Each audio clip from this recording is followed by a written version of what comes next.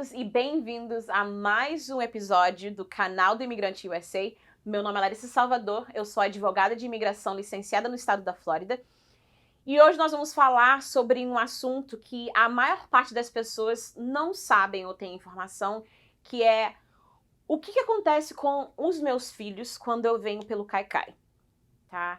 E isso é um assunto que é muito forte para mim e é uma coisa que a gente tem tido que conversar bastante com várias famílias, né, por conta desse índice tão alto de pessoas entrando pela fronteira. E não é fácil, porque geralmente os sacrifícios que os pais fazem são pelos filhos. Então, antes da gente continuar, se inscreva no nosso canal para mais informações. Não espere, pare agora, se inscreva, porque a gente tem muitas informações que eu realmente acredito, por conta da minha experiência de vida nos Estados Unidos e até mesmo pelos depoimentos de vários dos meus clientes, são informações bem necessárias que podem vir a mudar a sua vida e até mesmo impactar a sua decisão sobre migrar para os Estados Unidos.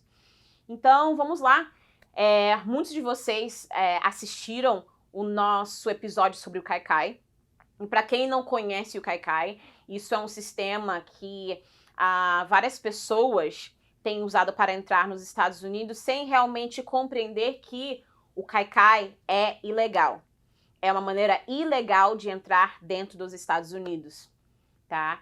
E, infelizmente, tem muitas pessoas, não só no Brasil, mas até mesmo na América Central, que vendem isso para as pessoas com uma expectativa de: vou entrar dentro dos Estados Unidos, eu vou ter uma permissão de trabalho, vou ter uma carteira de motorista e simplesmente vou tocar a minha vida porque o juiz de imigração vai me dar pelo menos 5 anos para ficar nos Estados Unidos. E você acaba vendendo tudo que você tem. Você também acaba incluindo de bônus um rins e um coração de cada parente para poder bancar uma viagem que acaba sendo muito mais cara do que você imaginava por falta de informação.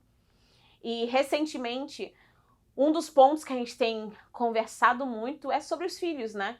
Porque até mesmo na minha própria experiência, os meus pais migraram para os Estados Unidos há mais de 20 anos atrás, justamente com a expectativa e a esperança de poder dar para mim e para o meu irmão um futuro melhor do que a gente conhecia crescendo no Complexo do Alemão no Rio de Janeiro.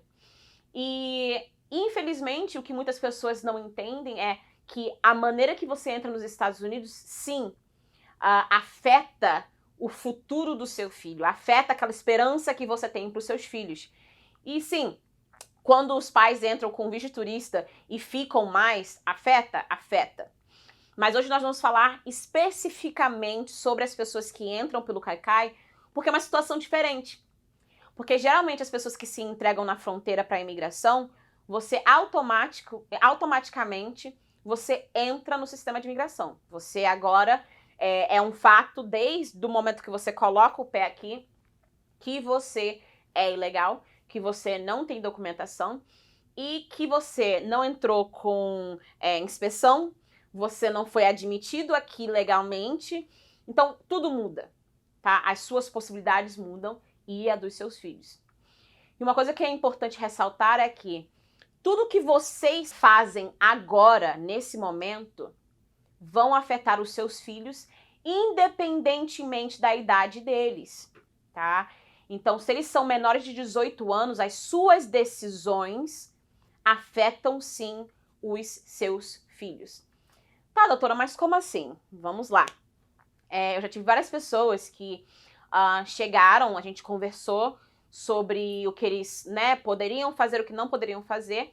E a realidade é que muitas pessoas entram nos Estados Unidos, dessa forma, pelo Caicai, por razões financeiras, pela situação que eles tinham no Brasil. E, infelizmente, isso não dá um caminho para eles fazerem um pedido de asilo, tá? E foi até o episódio que a gente falou anteriormente, que a gente falou bastante sobre asilo, e que situação financeira, tá? Situação econômica não é o suficiente para você fazer um pedido de asilo. Tanto para você fazer o pedido se você entrar como turista, quanto pelo Caicai. Não é o suficiente. Então, para vocês saberem mais sobre essas informações, entre no nosso canal mais uma vez. A gente vai deixar no link até mesmo o redirecionamento para vocês verem tanto o vídeo do Kaikai, quanto também o vídeo falando especificamente sobre asilo, porque aí coloca isso mais em contexto até mesmo sobre a entrada das pessoas nos Estados Unidos. Mas o que acontece? Quando você entra pela fronteira e você entra no sistema, você ou já tem corte marcada, ou a sua corte vai ser marcada no futuro. E quando isso acontece, tem várias pessoas que, por falta de opções, simplesmente escolhem não comparecer à Corte de Imigração. Que, diga-se por passagem, que isso sim é uma violação do fato que eles permitiram, né, poder responder o seu caso em liberdade, e que quando você não vai para a sua audiência, você já recebe uma ordem de deportação. É automático, tá? Se você não tem como comprovar que você teve uma boa razão para faltar àquela corte, é automático. É o que é chamado de deportation in absentia. Então, é uma ordem de deportação em falta. Você faltou, tá aqui a sua ordem de deportação automática. E para os adultos, as pessoas falam, tá, doutora, mas eu conheço várias pessoas que viveram assim nos Estados Unidos. Tá, entendo, compreendo. E até mesmo você, como adulto, você pode tomar qualquer decisão na sua vida porque você arca com as consequências. Agora, o que acontece com os seus filhos? O que acontece com as crianças que estão entrando pelo Kaikai? O que acontece com os filhos dessas pessoas que não estão comparecendo à corte e recebendo essa ordem de deportação? Vamos lá. Quando você recebe essa ordem de deportação, não é só para você. É para você e toda a sua família. Tá? Então, se você entrou aqui, você, sua esposa e 2 filhos, e vocês todos não compareceram, essa ordem de deportação é para você, sua esposa e seus 2 filhos.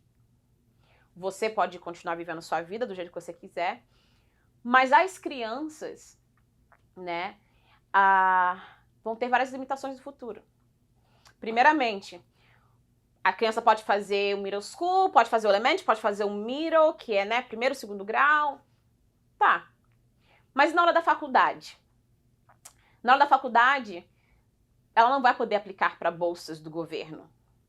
E aqui nos Estados Unidos, nenhuma faculdade é de graça. Até a federal é paga, né? A gente fala que, ok, é mais barata, mas é paga de qualquer forma. Tá, doutora, mas eu posso trabalhar e eu pago a faculdade dos meus filhos. Óbvio que você pode trabalhar e pagar pelas faculdades dos seus filhos. Agora entenda, depois da faculdade, uma vez que a criança, né, se forma, tem o diploma, ela vai ter várias limitações para trabalho, porque ela não tem uma permissão de trabalho e ela não tem um social, que é o equivalente do CPF no Brasil. Então, sim, ela conseguiu finalmente terminar a faculdade, sem bolsa, porque ela não podia aplicar para nenhum benefício do governo. Mas hoje ela se encontra numa situação que ela não sabe o que fazer, porque não tem muitas empresas de grande porte, ou até mesmo pequeno porte, que vão contratar uma pessoa que não tem status para estar nem trabalhar nos Estados Unidos. E eu posso falar com propriedade sobre isso, porque isso foi já a minha situação na minha vida, sobre não a ordem de deportação, mas sobre ficar ilegal no país, chegar no meu último ano do 2º grau e pensar, tá, o que eu faço agora? Porque não interessa as notas que eu tirei, não interessa quantos programas eu estou envolvida, como que eu faço para ir para a faculdade? Então, eu entendo que é isso. E depois você termina a faculdade e pergunta, tá, como que eu trabalho se eu não tenho um social, se eu não tenho a permissão de trabalho, eu não sou residente, não sou cidadã americana? Então, todos esses fatores pesam sim, tá? Talvez não hoje, porque a criança não tenha consciência sobre o status legal dela aqui hoje, mas no futuro, quando realmente contar para ela prosseguir a independência dela, vai pesar. E aí tem a seguinte pergunta que vem depois a gente falar sobre tudo isso. Tá, doutora, mas e se meu filho eventualmente casar com um cidadão americano? Tá, show. a primeira parte do processo, que é o I-130, vai ser aprovado, porque essas pessoas que vêm e ficam, né, vêm pela fronteira, ficam fora de status, ela não pode fazer o pedido como outras pessoas que casam com cidadão americano. Então, todo esse processo é diferente. Ela vai ter que fazer um pedido para reabrir o caso dela, que as chances talvez sejam muito pequenas. Enfim, várias coisas que vão dificultar e essa pessoa não tem como fazer o ajuste de status dentro do país. Ela vai ter que fazer fora do país. Então, isso tudo é informação que eu acho muito necessária, especialmente para os pais que estão tomando a decisão hoje de vir ou não para os Estados Unidos, porque agora você tem muito mais informação para fazer uma decisão mais consciente e também entender como que a sua entrada no país realmente afeta o que é mais importante para você, que é a sua família, tá? Então, mais uma vez, o nosso escritório trabalha com tipos de casos de asilo, tanto para pessoas que vêm com visto, tanto para pessoas que entram pela fronteira, e estamos aqui para ajudar. O nosso número é 954-773-8175 e o nosso e-mail é info@salvadorlawpa.com e as nossas redes sociais, tanto no Face quanto no Insta, é @salvador.law e estamos aqui sempre para servir a nossa comunidade da melhor maneira que podemos fazer isso. Então, a gente se vê na próxima. Tchau, tchau.